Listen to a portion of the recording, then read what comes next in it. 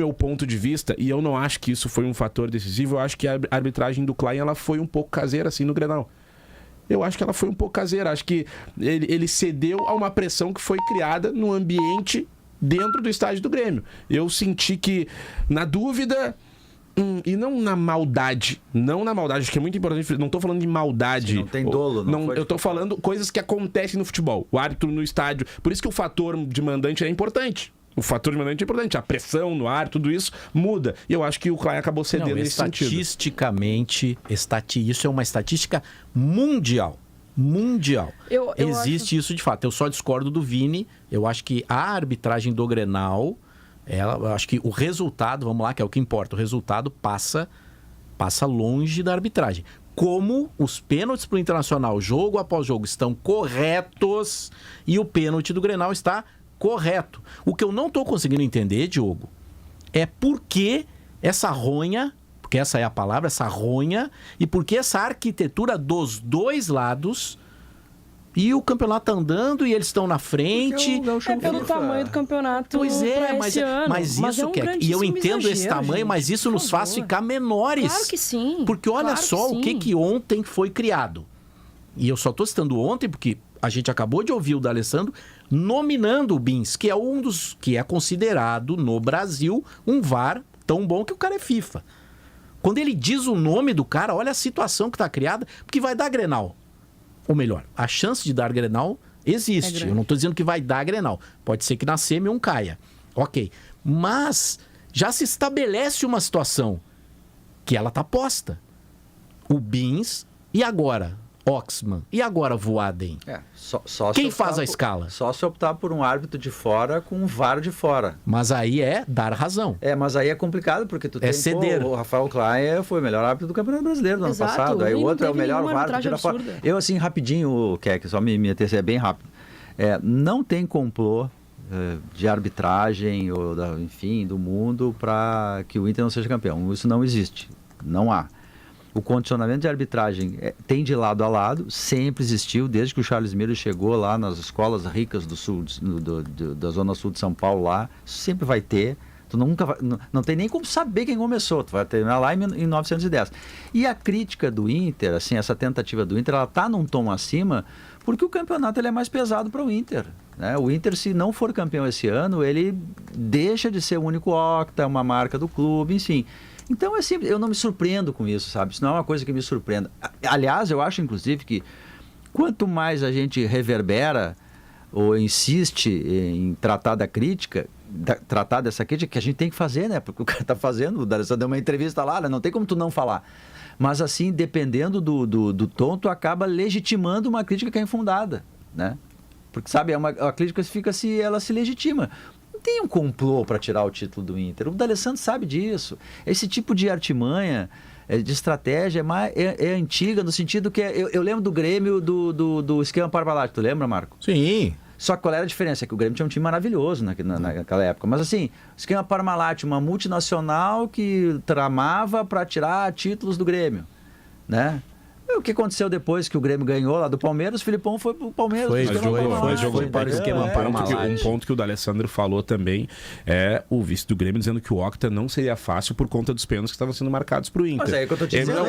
Mas é isso que eu tô dizendo.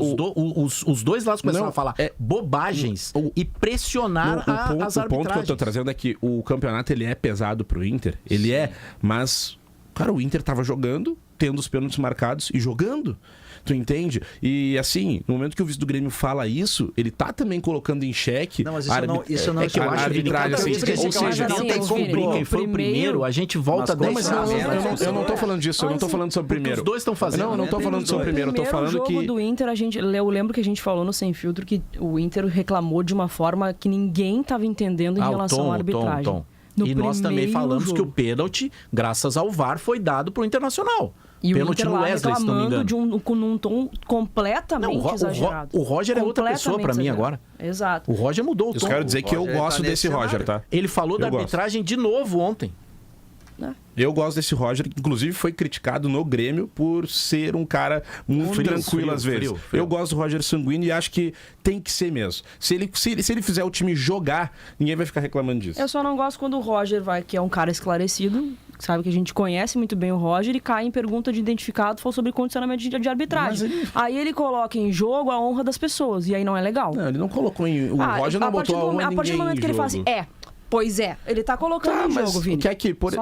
Por exemplo, eu acho que... E esse não é o Roger que a gente conhece. Não, mas não é questão de ser o Roger. Ele foi criticado justamente por ser um cara mais tranquilo no Grêmio. Vocês criticavam justamente isso nele. Mas existe uma coisa entre ser tranquilo, outra coisa tu colocar em risco, em jogo a honra das pessoas. Quer que tu não ama o jeito que o Renato era, por exemplo? Quantas vezes o Renato falou coisas da arbitragem na coletiva dele? Não nesse sentido. Não quero falar nada, mas não sei o quê. Não, quer que... Não, nesse sentido, de cair perguntinha. E ele fala, não falo de arbitragem, ele falava uma coletiva inteira sobre. Claro.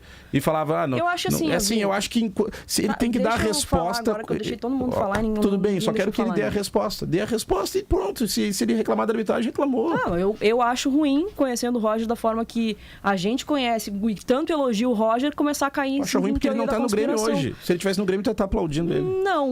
Não, eu acho a conduta do Roger, sempre admirei o Roger pelo profissional que ele é e pela conduta que ele sempre teve, de uma forma correta. Pra mim, ele tá caindo em teoria da conspiração, mas essa é a minha opinião. Tá, então, quando ele cai numa pergunta de identificado de condicionamento, o vice do Grêmio tá numa teoria da conspiração. Pode ser que seja.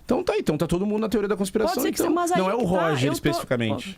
Deixa eu falar, então. Olha, pra mim é um grandíssimo exagero, sem cabimento, tudo que tá acontecendo em relação à arbitragem. Não houve nenhum escândalo, nem pra Grêmio, nem pra Inter, e muito menos no Grenal, pra estar esse tom do jeito que tá. Tá? Pra ir pra presidente dar soquinho na porta de vestiário, pra vice-presidente falar em coletiva, colocando a honra de todo mundo em risco, colocando patrocinador, da forma que foi, é um grandíssimo exagero. E perde o futebol gaúcho, perde a nossa rivalidade, tá? Porque eu acho que assim, não houve nenhum absurdo no Grenal pra estar do jeito que tá. Acho que tem um condicionamento, sim, das duas partes, mas o Inter levou para um tom, assim, que é... A explicação disso tudo é tanto tempo sem ganhar nada. Não foi o Inter que levou. E aí que tu tá pecando. Não é do Inter, Marcos. Eu preciso só pontuar que não é uma coisa do Inter, tá? É que esse é o grande ponto desse debate. Esse é o grande ponto. Esse tom de condicionamento.